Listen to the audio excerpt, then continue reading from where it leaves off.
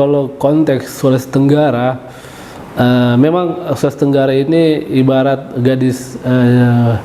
anak gadis yang cantik, yang banyak diperebutkan oleh pemuda-pemuda oligarki.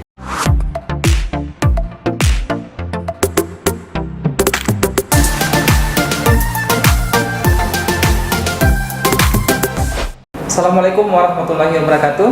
Kembali lagi di Lobby Visip Universitas Muhammad Kendari.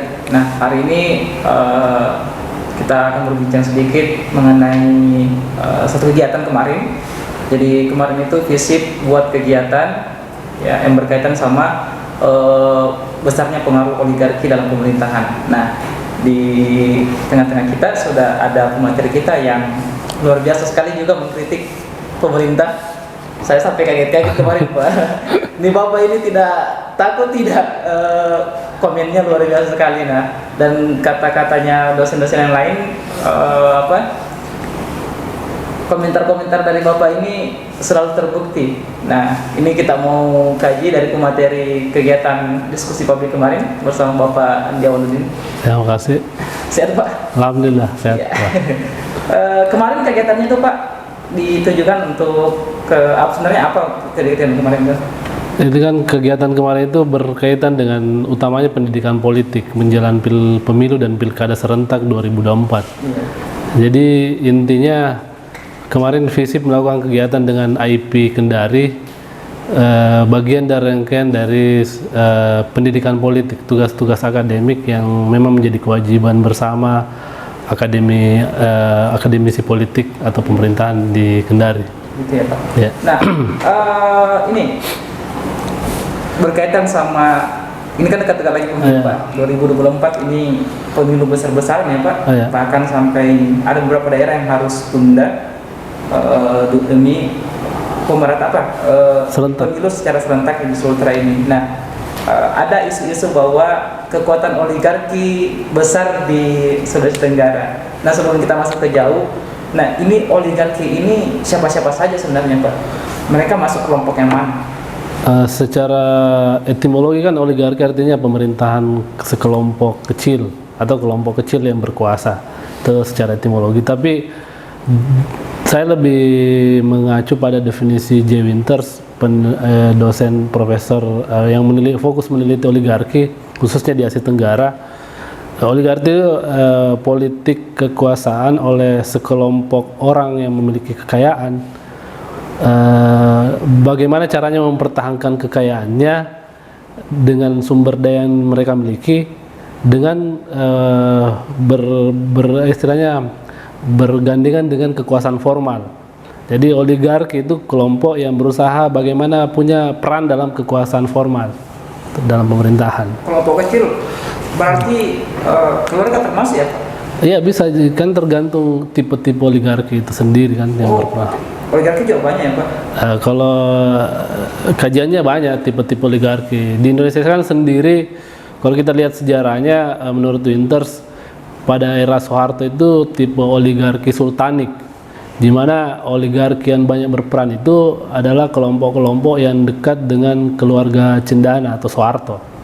Mereka lah yang mempunyai peran dominasi, menguasai sumber daya ekonomi, dan itu segelintir kecil, dan umumnya kelompok-kelompok pengusaha Tionghoa. Kalau di Indonesia pada era reformasi kemudian berubah, Soeharto tumbang, kelompok oligarki ini bertransformasi menjadi, kalau istilahnya Winters, menjadi kelompok oligarki kolektif. Jadi dia bertransformasi seiring perubahan sistem politik di Indonesia, di mana lebih banyak perannya pada saat menjelang pemilu atau pilkada, khususnya daerah-daerah yang punya sumber daya, kepentingan kelompok yang memiliki hubungan dengan kelompok oligarki, kayak gitu. Kalau ada kaitannya sama keluarga, jauh beda tidak, Pak, antara oligarki ini dengan politik dinasti gitu? Salah satu dampak dari oligarki, pengaruh oligarki itu munculnya politik dinasti. Karena oligarki itu kan selalu bagaimana membentuk dinasti politik. Jadi tujuan mereka boneka-boneka kekuasaan yang mereka bisa pengaruhi, mereka bisa kontrol, sebisa mungkin berkuasa selama mungkin menurut kepentingan oligarki. Itu makanya jangan heran dinasti politik selalu beriringan dengan oligarki di belakangnya. Dan biasanya kalau menurut Winters, oligarki itu kan ada dua polanya. Ada yang terjun oligarki yang menjadi pemain, aktor politik, menjadi kontestan dalam pemilu. Ada yang di belakang layar, yang tidak nampak di permukaan atau di media, tapi dia yang banyak berpengaruh.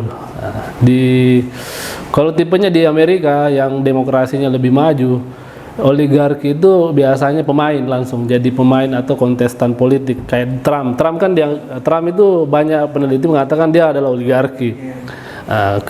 Karena bagaimana kepentingan bisnis Trump itu bisa terjaga, bisa dipengaruhi, mereka punya modal, punya sumber daya, dia bermain dalam kontestasi itu, ikut jadi presiden malahan. Beda kalau di Indonesia tipenya biasanya oligarki itu bermain di belakang layar, jadi pemodal, jadi funding terhadap calon-calon yang dianggap punya popularitas, elektabilitas yang sesuai kepentingan oligarki. Biasanya begitu. Nah, tiba-tiba itu kelompok oligarki ini orang-orang yang bermain di belakang. Nah, apa bedanya Pak? Tadi kan dinasti politik. Nah, kalau untuk shadow state atau salah satu besarnya dalam politik ada kan juga teori namanya shadow state atau pemerintahan bayangan.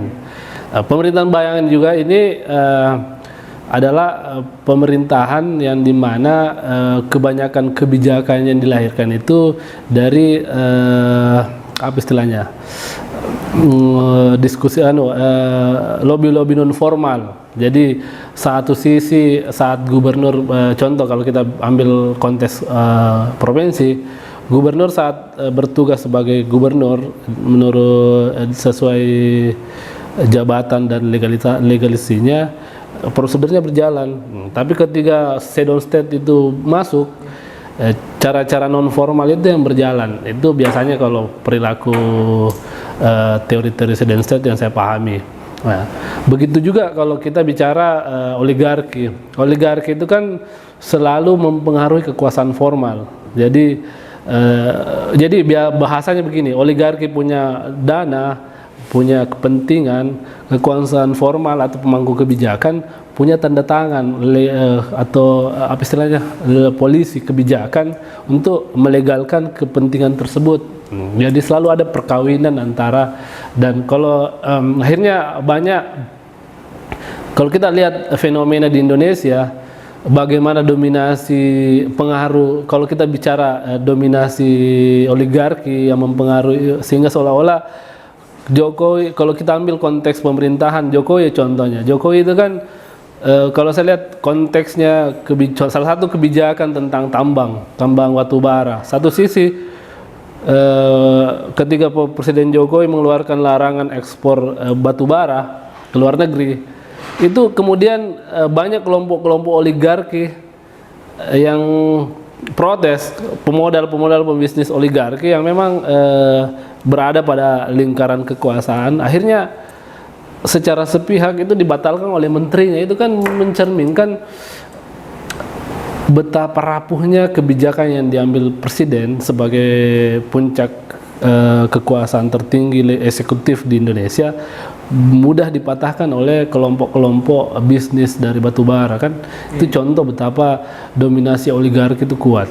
Sebenarnya apalagi kalau kita bicara konteks sumber daya, oligarki itu selalu menjadi momok yang menakutkan bagi masyarakat daerah.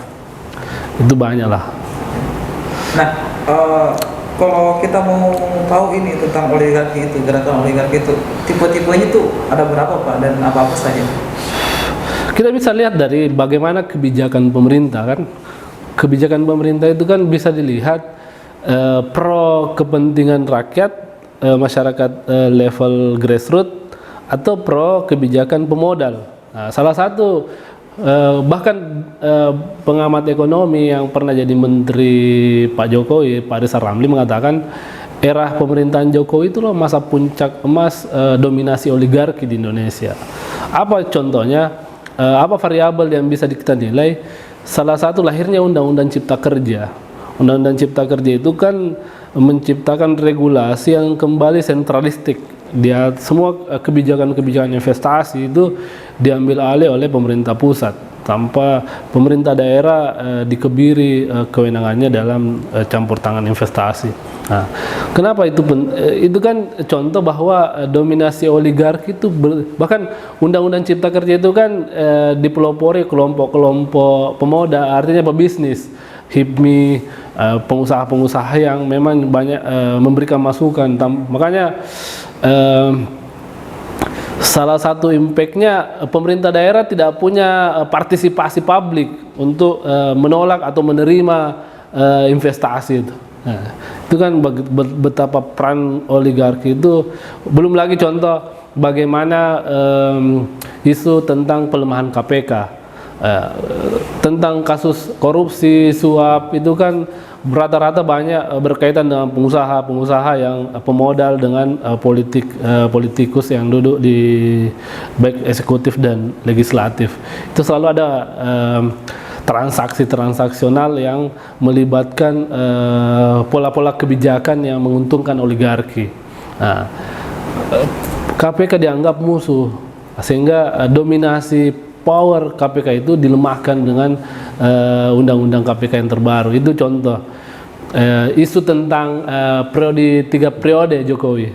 Itu kan kita lihat bagaimana kebijakan Jokowi selama ini, selama menjalan 2 periode itu lebih banyak menguntungkan oligarki. Bayangkan kalau satu sawit, bisnis sawit di Indonesia itu kan ada subsidi bagi pengusaha sawit. Sementara satu sisi masyarakat harus antri berjibaku dan segala macam untuk mendapatkan minyak goreng. Contoh lagi bagaimana dominasi waktu awal-awal periode kedua Pak Jokowi itu tentang ini bagaimana menteri yang punya bisnis dikaitkan dengan contoh kartu prakerja yang punya akses ke Tokopedia atau apa Bukalapak dan lain-lain. Itu kan ada hubungan yang bisa bagaimana contoh kajian-kajian ICW tentang bagaimana dominasi bisnis Luhut itu pun di Papua dan lain-lain kan tidak terlepas. Bahkan kalau kita lihat indikatornya rata-rata menteri Pak Jokowi itu pebisnis kan. Itu kan bahkan menurut kajian saya lupa lembaga apa yang mengkaji, hampir 60% anggota DPR kalau saya tidak salah itu pebisnis. Beda pada tahap awal kan, kalau menurut rata-rata aktivis partai yang memang berkader dan bukan pebisnis. Ini dominasi pebisnis di parlemen itu sangat banyak. Jadi jangan heran bagaimana itu pun karena biasanya kalau menurut saya tidak lepas dari mahalnya biaya demokrasi di Indonesia juga. Biaya demokrasi, biaya politik, kos politik itu yang mahal. Sehingga itu yang dimanfaatkan oleh kelompok oligarki. Untuk mereka mau kasih sumbangan begitu, kasih investasi. Iya, oligarki kan prinsipnya tidak ada makan siang gratis. Iya. Mereka kapitalis. Jadi kalau kita bicara ideologi, memang liberalisme, kapitalisme itu oligarki itu suatu keniscayaan bagi ideologi kapitalis dan liberalisme. Kita tidak bisa bendung. Cuma kita tidak bisa eksistensinya itu suatu keniscayaan yang memang biasanya ada. Cuma bagaimana dominasinya, perannya itu yang harus dikebiri atau dikecilkan. Itu yang paling penting kalau saya. Nah, ini kita sudah bicara oligarki sudah luas. Berkaitan sama kondisi kita di Sulawesi Tenggara, kebetulan dekat-dekat pilkada serentak. Jadi kalau konteks Sulawesi Tenggara, memang Sulawesi Tenggara ini ibarat gadis anak gadis yang cantik yang banyak diperebutkan oleh pemuda-pemuda oligarki. Kenapa? Dalam konteks ini Sulawesi Tenggara kaya akan sumber daya alam, mineral, kaya akan nikel, kandungan nikel, kandungan emas bahkan, dan dari zaman Belanda bahkan aspal kan.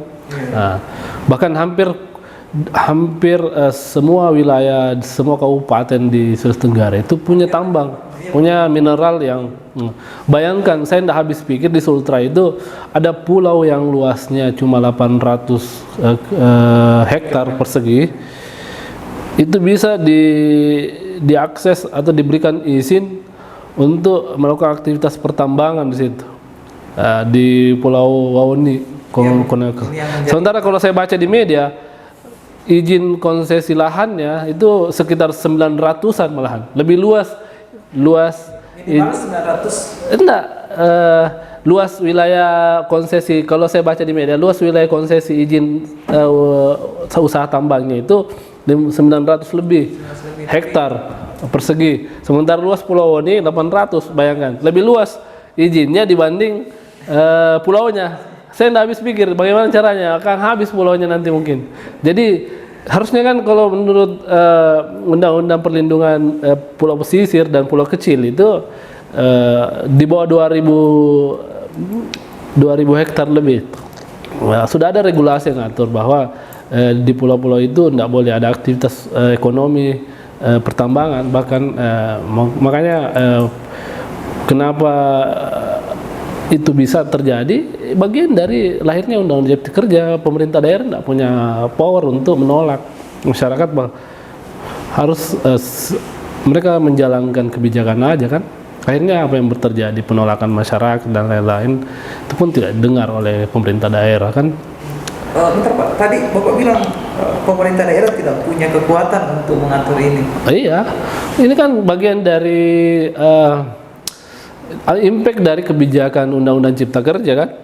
Semua investasi yang sifatnya pengembangan ekonomi di suatu daerah, izin, regulasi, izin dan lain-lain itu diambil alih oleh pusat, kementerian. Jadi kalau misalnya gini Pak, mahasiswa yang demo soal tambang mereka ke kantor dinas pertambangan misalnya. Bisa kan, regulasinya kan sebenarnya kan. Kalau pemerintah daerahnya care, peduli tentang wilayahnya, dia bisa jadi perpanjangan aspirasi dari kehendak masyarakatnya kan. Anggota DPRD di situ bisa menjadi bagian menyuarakan penolakan bupatinya. Itu kan contoh, kita ambil contoh bagaimana Bupati Sange yang menolak penambangan di Sulawesi Utara kan, itu pemerintah daerahnya yang menolak. Sama dengan gubernur sebagai kepala pemerintah daerah pada level provinsi bisa memberikan rekomendasi pertimbangan kepada kementerian sampai izin atau regulasinya itu bisa dicabut atau dibatalkan. Kan ada aspek-aspek rasional dan pertimbangan-pertimbangan yang mungkin merugikan daerah itu bisa ditolak kalau memang pemerintah daerahnya peduli tentang kondisi lingkungan. Jadi Sulawesi Tenggara rawan ya Pak soal oligarki. Ya, kalau saya pertarungannya nanti oligarki bahkan kalau menurut saya di Sultra ini kan bukan cuma kalau kita bicara oligarki, kita pasti berbicara tentang bisnis, investasi, kepentingan ekonomi, bagaimana meraup kekayaan sebanyak-banyaknya. Di Sultra sumber kekayaan usaha, salah satu pundi-pundi pengumpulan modal untuk sumber kaya itu wilayah-wilayah tambang. Nah, itu kemudian tambang ini menjadi ibarat kue bagi orang yang pengusaha, kue yang enak. Nah, selalu memanfaatkan, selalu mencari orang penguasa yang menjadi bagian dari kelompok mereka. Nah, kalau kita bicara di Sultra, kalau saya ini bagi kelompok oligarki yang berharap punya dominasi peran. Ada oligarki pada level internasional. Anda bayangkan di Sultra ada investor asing, ada oligarki nasional pada level pusat yang dimana bukan banyak banyak toko-toko nasional yang punya saham di tambang di Sultra. Ada pengusaha-pengusaha tambang yang siap berkontestasi di Sultra jadi gubernur, jadi bupati. Jadi itu sudah wacana umum di publik. Cuma kan orang lihat bukan pada level konsep oligarkinya, tapi bisnis yang dibalik itu, siapa yang punya kepentingan ekonomi yang lebih besar bagi masyarakat awam kan. Cuma Nah, ini Pak, bahas ini Pak. Saya juga kaget juga dengarnya Pak, luar biasa.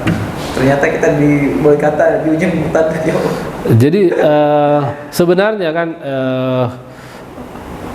dalam negara demokrasi yang ideal, salah satu kelemahan negara demokrasi itu ketika mayoritas masyarakatnya pada level bawah itu dominan. Yang idealnya memang negara demokrasi kelas menengah itu harus lebih banyak dibanding kelas bawah, kelas menengah. Jadi di Indonesia piramidanya itu kerucut kan. Kalau bentuk piramida, kelas bawah lebih banyak. Dan itu dalam konteks demokrasi atau pilkada atau pemilu banyak dimanfaatkan. Kemiskinan itu bagian dari apa istilahnya, dimanfaatkan oleh kelompok-kelompok oligarki. Jadi politik uang, transaksional, jual beli suara itu kan masyarakat miskin kan tidak peduli siapa yang akan berkuasa ke depan. Dia yang pikirkan saya bisa makan apa hari ini. Nah, dan itu yang dimanfaatkan oleh kelompok-kelompok setan-setan demokrasi yang selalu memanfaatkan kemiskinan masyarakat. Bahkan yang lebih parah itu Pak, pandangan masyarakat sekarang kan bilang kalau pemilihan itu karena sambil saja uangnya, karena masalahnya nanti jadi dan lupa aja saya. Nah, itulah. Nah, ini yang harus sebenarnya. Makanya memang tugas kita akademisi cendekiawan itu berat. Bahkan karena yang terjadi pesimisme terhadap pemilu atau pilkada. Siapapun yang berkuasa, presiden, siapapun anggota DPR yang terpilih, siapapun gubernur yang terpilih, bupati, wali kota yang terpilih, kita akan begini-begini saja. Kan menurut masyarakat kan, menurut saya itu pandangan yang keliru. Justru harus diberikan perubahan paradigma bahwa pemilu, pilkada itu menentukan nasib Anda 5 tahun ke depan. Harga minyak goreng, harga bahan bakar BBM, harga sembako itu sangat dipengaruhi oleh kebijakan politik, kebijakan ekonomi. Dan ini yang tidak dipahami. Kebijakan tentang pembangunan infrastruktur. Contoh saya di Sultra, kita lihat bagaimana kebijakan gubernur di Sultra yang Kendari sentris. Kalau menurut saya Kendari sentris, karena semua proyek-proyek besar pembangunan di Sultra itu pusatnya di Kendari kan. Rumah sakit jantung internasional, jalan Toronipa, perpustakaan internasional, sementara kita lihat kondisi infrastruktur jalanan di beberapa kabupaten di Sultra rusak parah kan. Itu menandakan bayangan kalau pemerintah itu punya kebijakan pemerataan pembangunan jalan dan infrastruktur yang banyak dirasakan oleh masyarakat banyak di Sultra, justru kan lebih banyak manfaatnya kan. Nah, artinya pandangan itu yang memang banyak perlu tugas-tugas kita semua atau mahasiswa akademisi itu memberikan pencerahan pendidikan politik, literasi politik yang memang harus masyarakat harus sadar bahwa belajar politik itu penting. Menurut bahkan ada filsuf Prancis atau saya lupa Prancis Jerman, salah satu kebodohan yang paling naif itu kebodohan dalam dunia politik. Karena politiklah yang menentukan harga minyak goreng kalian, harga bensin dan lain-lain. Menurut itu.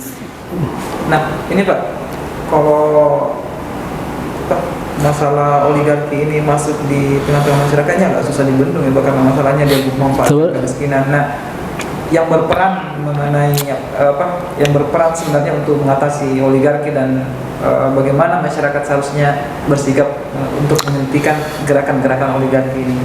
Kalau saya lihat bagaimana dominasi itu dikebiri pada saat pemilu, pilkada. Contoh kita lihat kebijakan gubernur DKI sebelumnya di era Ahok dan siapa lagi tuh Jokowi itu kan contoh reklamasi.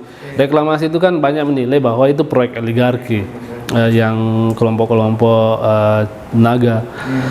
Tapi bagaimana proyek reklamasi itu melanggar regulasi saat pilkada?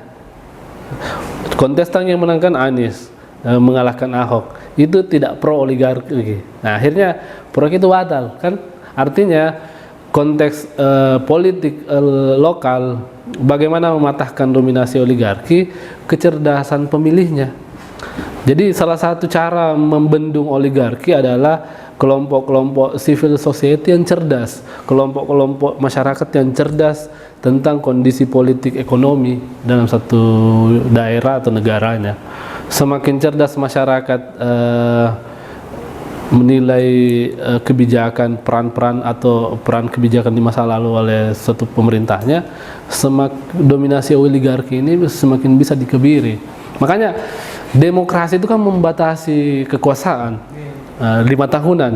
Jadi kelompok-kelompok yang tidak, masyarakat yang tidak puas dengan suatu kebijakan atau parpol yang tidak sesuai dengan harapan masyarakat, itu sanksi politiknya saat ganti.